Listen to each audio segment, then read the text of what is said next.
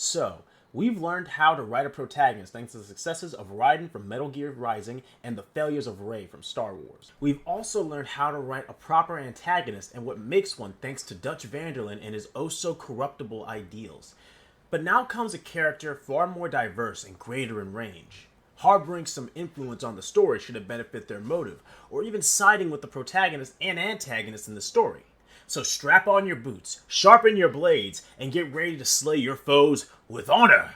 Because yes, this time we are going over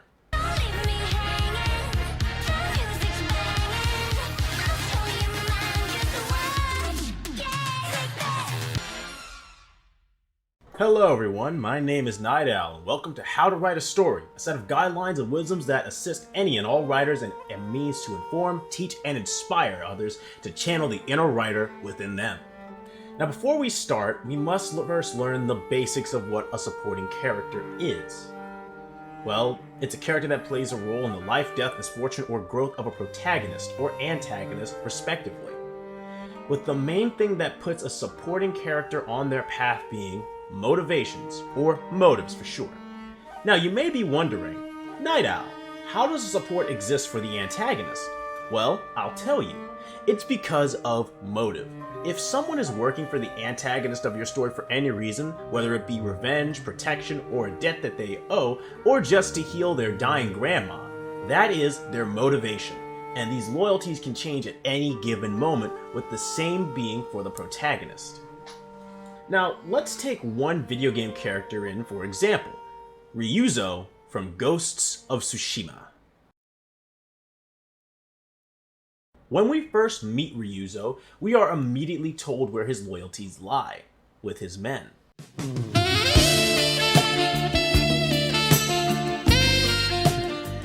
Well, I mean, enjoy what you enjoy, I say. I mean, who am I to judge? But, jokes aside, Ryuzo cares deeply for his men, not abiding by the same virtues of our main character, Jin Sakai, who follows the code of the samurai, wherein they charge and fight even in the face of death, and especially if it costs them their lives, something we can clearly see in the bombastic intro of Ghost of Tsushima. Instead, he goes against the code. He values the lives of his fellow Ronin, his fellow men. You have no honor. And unlike the samurai, doesn't abide by the rules of honor. Instead, he does what any sane person would do when not hindered by some imaginary code of conduct, knowing full well that the enemy won't follow them at all, killing any fool who does so and showing themselves to be vicious animals. We see this with Ryuzo when we first meet him. How he kills without much thought or honor, a polar opposite to Jin at the start of the game, story-wise anyway. In-game you can stealthily kill every motherfucker you see. Now, before he could promise himself to Jin to help reclaim the very first castle within the game, he demands that you help him, mostly to find food for his starving and sick men, who are dying brutally and swiftly from both illness and starvation. It is in these missions that we see his care for his men and soldiers, acting both out of emotion and care for his friends. Something we have to see within Jin, who holds back all of his emotions. A strong contrast.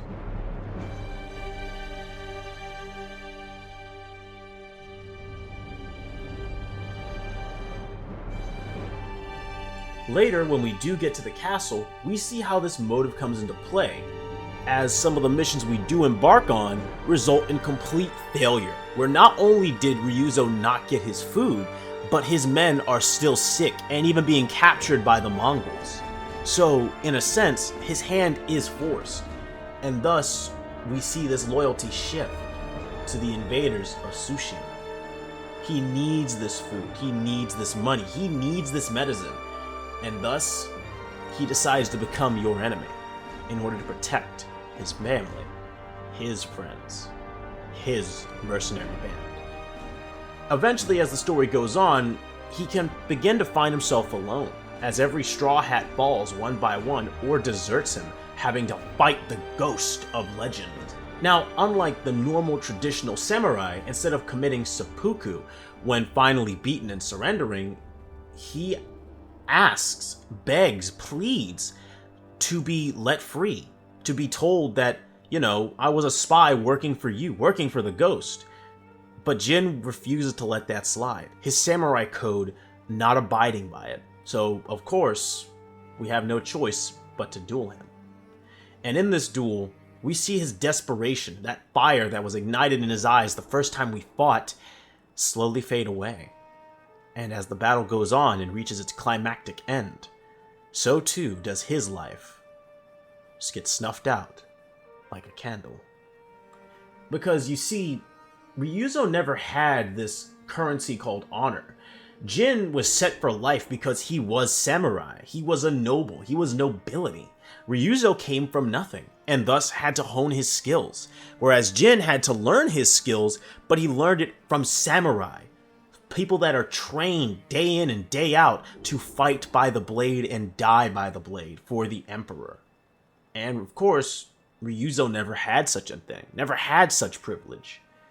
And he didn't care about getting it now. He cared about helping his men, helping his people. And the same thing goes for Jin, who cares about his. This is how you use motivation properly, and we'll go into that in the next part.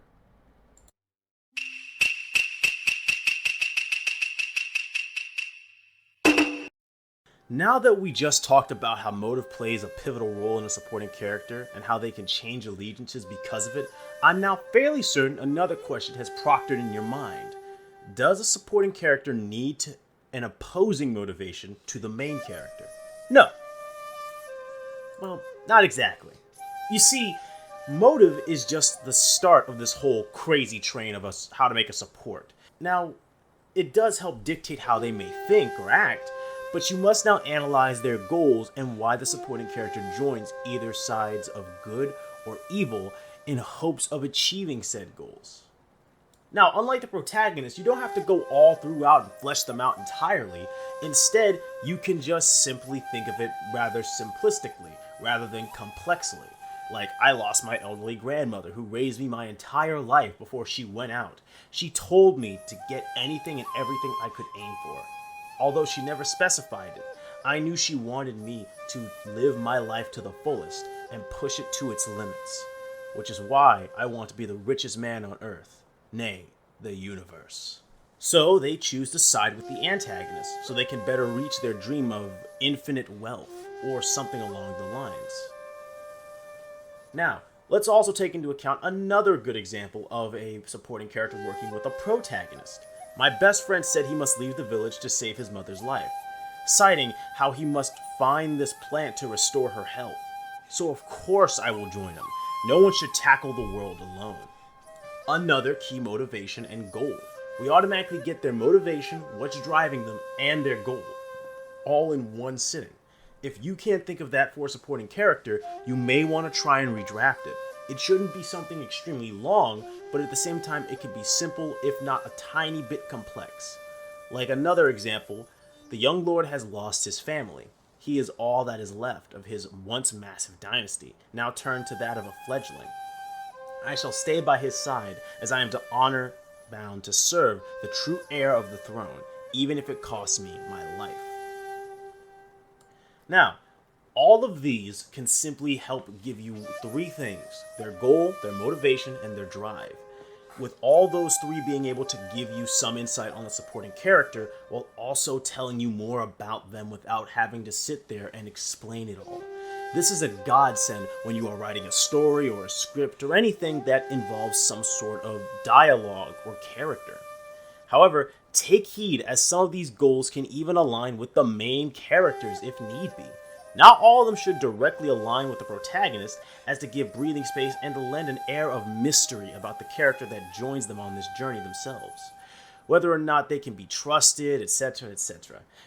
The reason to do this, in my opinion, and this is just my opinion, so you don't always have to take it, is to set up moments of tenseness and doubt, while also being able to drop all manner of bombshells that can lead to any manner of reactions. The reason for this is to develop intrigue for the character, while getting the audience to be invested in not just the protagonist's journey, but also theirs. Now, with all that said, and this is the more important thing. I know you're yearning to make these characters. You're yearning, you're hungering, you're salivating to jump down and make these characters. And I know that sounded wrong. But there's one thing I must stress. Time. Not all books are created equal, nor films, television shows, or light novels, but some lack the time to establish these characters and give them these clear-cut things. Motivation, goals, and personality, nor the time to actually see all these things come to fruition. Which is why I must stress this, and I cannot help but stress this. Take your goddamn time already! Jesus, take your fucking time! Whenever you are writing, it is not just a race. And most certainly isn't a rush. Think things through and develop these characters and story on your own time. Unless you are on a schedule, you only need to work on it and perfect it until it is ready.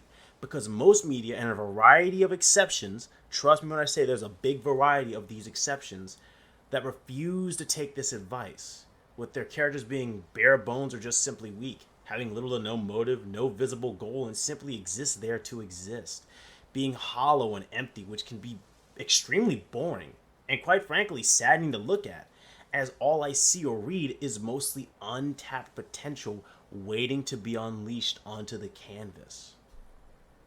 Which is why I stress this. Take your damn time.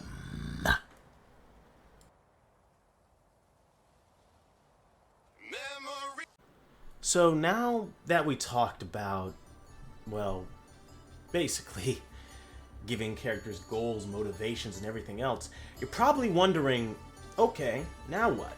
There's gotta be some way or some method I can use to write these characters, right? Well, there are archetypes you can follow, and to be fair, there's plenty of options. You might be thinking, there's limited options, aren't there? But no, there's plenty of options. You see, this is where the hard part comes in. Because there are many supporting character archetypes. So many. But to be honest with you, it's a little bit more complicated than you know. You see, there's...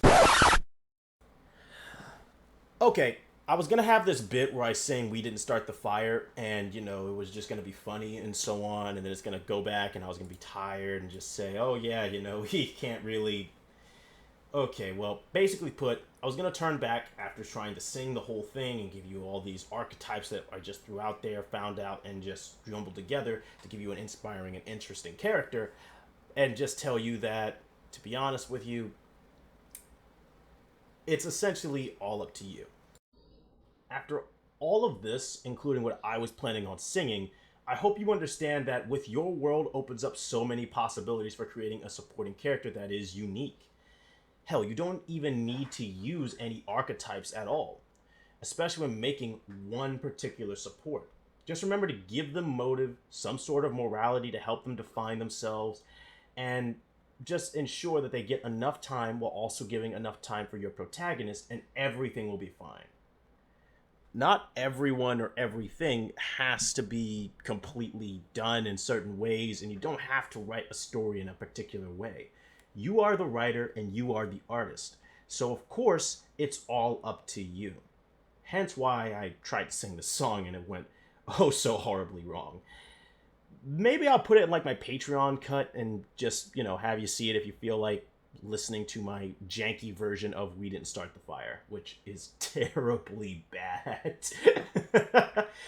But yeah, hopefully this video did help you out. And like I said, the mention, or should I say, the reason I made this video is to help teach people how to write supporting characters in general. So again, it's just the way to write a story. Hey guys, it's me, Night Owl, the guy that made the video, wrote the script and everything. And first off, I want to thank you for sitting through and waiting this long for the How to Write a Support.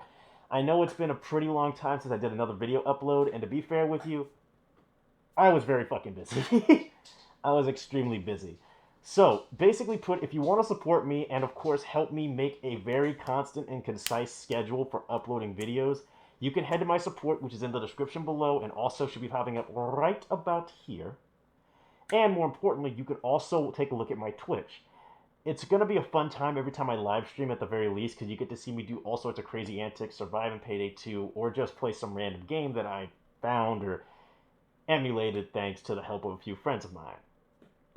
Now again, you can support me through Twitch or Patreon in any way, shape, or form, and through Patreon I can also do things for you, such as voice acting, and of course I can also do script writing for you if you need somebody to do some writing. With that being said, though, thank you for watching. And the next episode we're going to be doing is going to be covering death.